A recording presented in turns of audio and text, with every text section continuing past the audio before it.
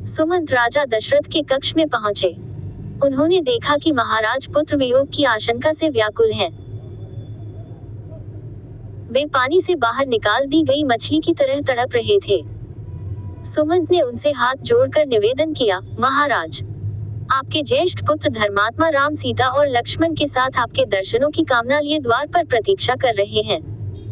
माताओं एवं अन्य बंधु बांधवों भेंट करने के बाद वे अब आपके दर्शन हेतु आए हुए हैं।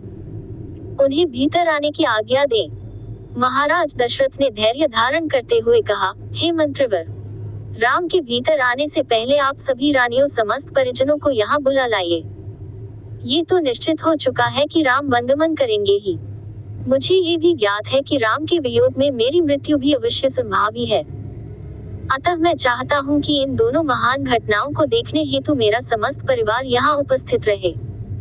सुमंत ने महाराज की आज्ञानुसार सभी रानियों तथा परिजनों को वहां बुलवा लिया। उसके पश्चात राम, सीता तथा लक्ष्मण को भी महाराज के पास ले आए। हाथ जोड़े हुए राम वहां पर उपस्थित अपने पिता और माताओं की ओर बढ़े। राम को इस प्रकार अपनी ओर आता देख महाराज दशरथ उन्हें हृदय से लगाने की अभिलाषा से अपने आसन से उठ खड़े हुए, किंतु अत्यधिक शोक तथा दुर्बल होने के कारण वे केवल एक पग बढ़ाते ही मूर्छित होकर गिर पड़े। पिता की ऐसी दशा देखकर राम और लक्ष्मण ने तत्काल उन्हें सहारा देकर पलंग पर लिटा दिया। महाराज की मूर्छा भंग होने पर राम ने अत्यंत विनीत स्वर में कहा, हे पिता, आप ही हम सबके स्वामी हैं। कृपा करके आप धैर्य धारण करें और हम तीनों को आशीर्वाद दें कि हम वन में 14 वर्ष की अवधि व्यतीत करने के पश्चात पुनः आपके दर्शन करें। महाराज दशरथ ने आर्त स्वर में कहा, पुत्र, तुम्हें वनों में भटकने के लिए भेजने की मेरी कदापि इच्छा नहीं है, किंतु मैं विवश हूँ। अब मैं इससे अधिक क्या कह सकता हूँ कि जाओ, तुम्हारे वनवास का काल कल्याणकारी हो। ईश्वर सदैव तुम्हारी रक्षा करे। मुझे इस बात की भी आशा नहीं है कि तुम्हारे वापस आने तक मैं जीवित रह पाऊंगा, फिर भी मैं परमात्मा से प्रार्थना करता हूँ कि तुम्हारे लौटने पर मैं तुम्हें पुनः देख पाऊं।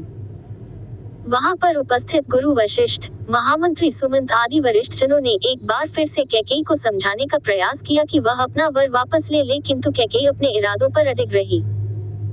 महाराज दशरथ की इच्छा थी कि राम के साथ चतुरंगिनी सेना और अन्य धन का कोष भेजने की व्यवस्था हो, किंतु राम ने विनयपूर्वक उनकी इस इच्छा को अस्वीकार कर दिया।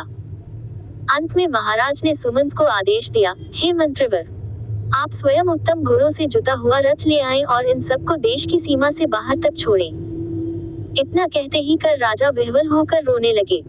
सुमंत तत्काल ही महाराज की आज्ञा का पालन करने के लिए निकल पड़े।